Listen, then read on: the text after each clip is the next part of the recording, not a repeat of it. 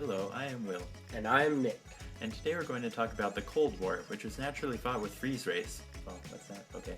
So it turns out the Cold War was not actually fought with freeze rays, or really fought at all. And in fact, it is called the Cold War because it never heated up into real armed conflict, nor did it actually have a definitive starting or ending point, so it's better to consider it an era lasting from about 1945 to 1990. The reason why the Cold War became so important to Americans was because it was portrayed as an epic moral conflict between capitalism and communism, freedom and tyranny, and Christianity and atheism, which gained it the support of both the Republican and Democratic parties. During this time, the media spread anti-communist sentiments through newspapers, television broadcasts, and movies such as Dr. Strangelove and The Red Menace. The United States' involvement in the so-called Cold War really began in 1947 when U.S. President Harry Truman created his plan to contain the spread of communism, which was of course called the Truman Doctrine. The basis of the Truman Doctrine was to stop communism from spreading at all costs, which led to American military involvement in Vietnam, Korea, and Afghanistan. The Truman Doctrine also led to the development of the Marshall Plan, which was a strategy to make communism less appealing to Eastern European and Asian countries by flooding them with money to encourage capitalism.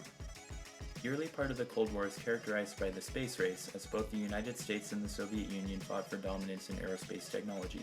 The Soviets historically launched the first man-made satellite into space, known as Sputnik. Sputnik scared many Americans since it was a sign of Soviet supremacy in space. This prompted the creation of NASA, which successfully competed with the Soviets until the famous Apollo 11 moon landing in 1969, which effectively ended the space race. Another major characteristic of the Cold War was the nuclear arms race, as both nations strived to carry a bigger stick than the other guy. Since the Soviets had recently gained nuclear secrets, the goal became to have the greatest number of bombs. This competition led to the formation of many other departments such as the CIA and technologies including stealth planes such as the famous SR-71 Blackbird and even Reagan's failed Star Wars missile defense system. As weapons secrets and espionage became topics of controversy, Senator Joseph McCarthy claimed to possess a list of 205 communist spies working for the United States government. In reality, he had no such list and never identified a single communist, but the rationale known as McCarthyism permeated the nation and caused the Second Red Scare, in which most of American civilization descended into a massive Soviet witch hunt. Thank you, McCarthy.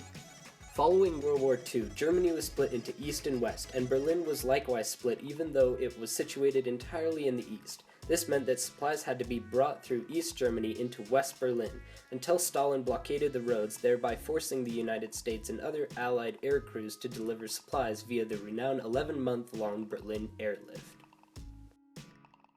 In the wake of the arms race, some semblance of stability was reached in the form of the principle of mutually assured destruction, or MAD. This essentially meant that both countries were capable of utterly annihilating one another, which was somehow supposed to be comforting. As missiles were assembled and accumulated, both sides sought to put them in range of the enemy.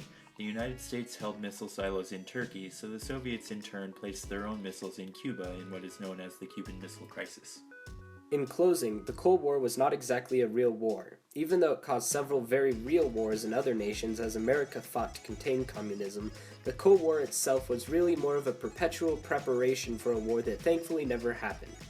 It was a moral struggle of threats and strong-arm stunts, which threatened the very existence of human civilization until both sides decided to sit down and talk sensibly. The strategic arms limitation talks, that is. In the end, the massive buildup fizzled down to nothing. So if there's anything to be learned from the Cold War, it is that once everyone had the capacity for nuclear warfare, it was no longer a viable solution to simply have the most bombs. In fact, that made it worse. Thank you for watching.